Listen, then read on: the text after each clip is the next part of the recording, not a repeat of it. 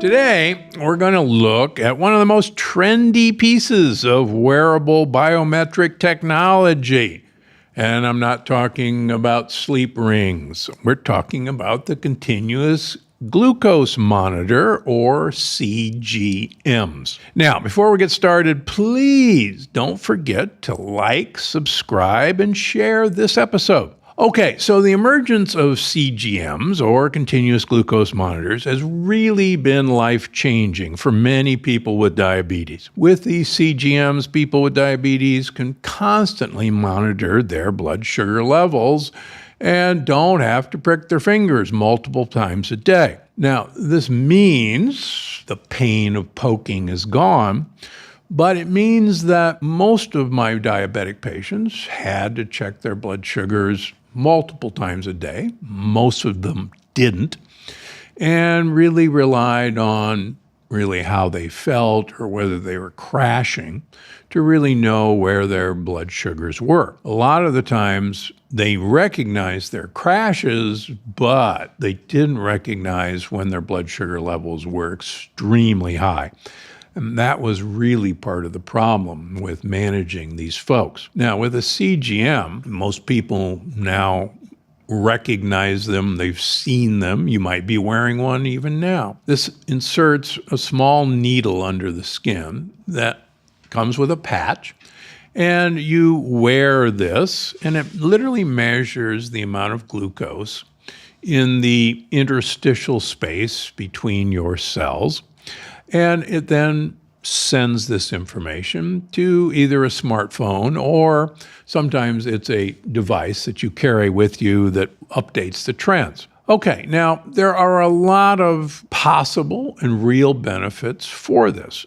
First of all, metabolic health. There was a recent study published in Cell Metabolism, found that even people without diabetes can experience significant glucose spikes after meals, which can contribute to metabolic disorders over time. What benefit CGM does to these people is you can find the foods that cause these spikes and then make dietary adjustments over time to minimize those spikes.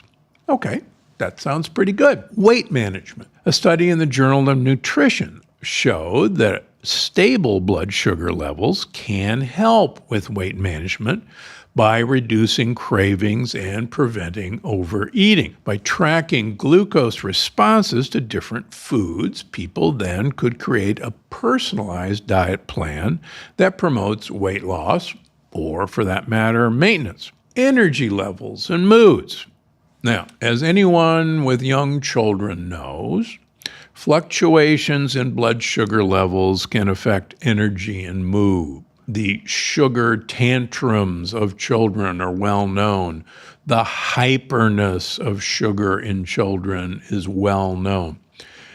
Similarly, the fall in blood sugars causing changes in mood or even affect are extremely well known to diabetics, but also to most lay people who notice these changes.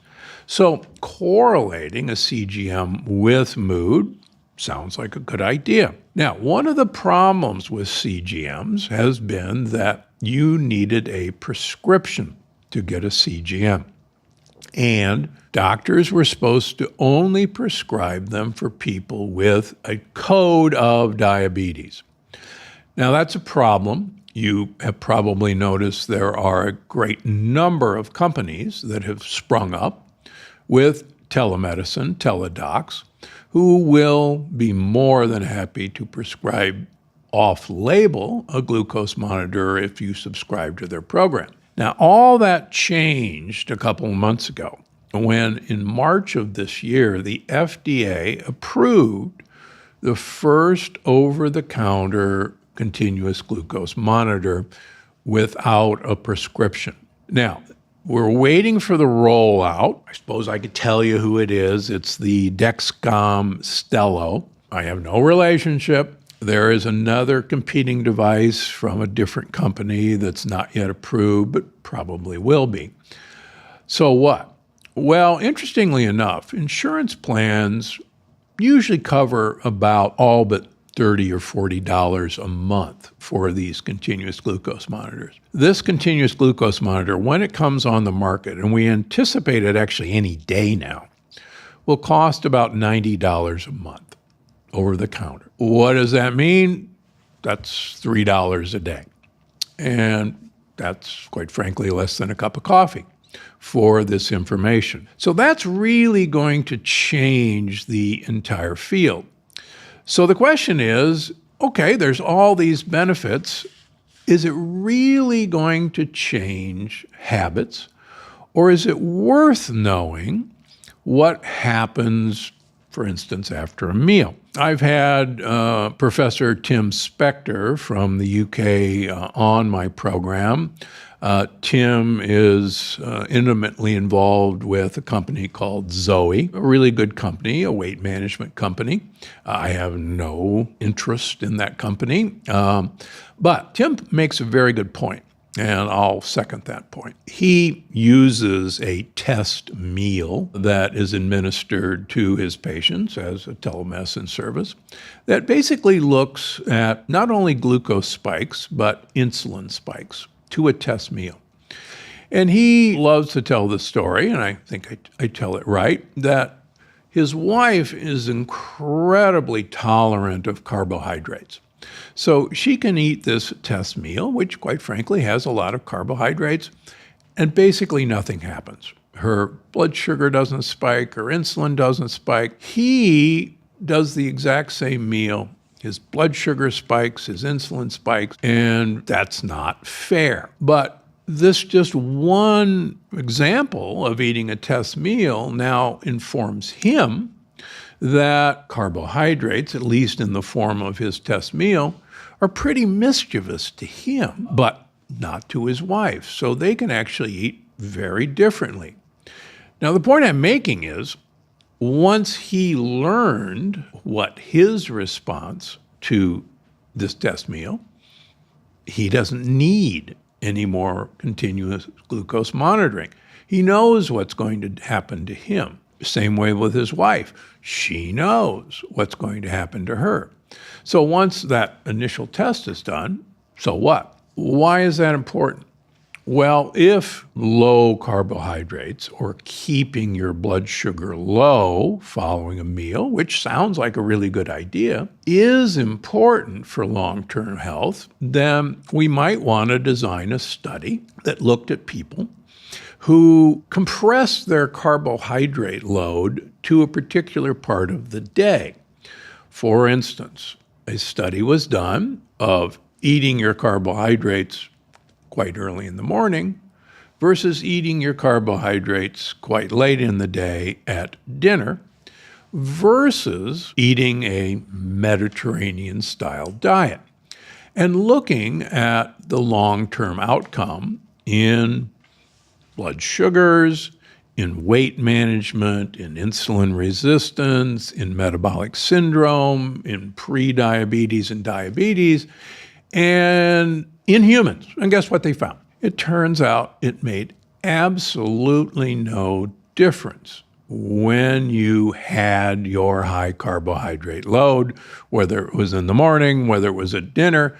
But the important thing was, when you didn't worry about that and just ate a Mediterranean diet, the results were exactly the same. Now, Michael Greger of nutritionfacts.org has said the same thing, and it's one of a number of things that, interestingly enough, he and I agree about.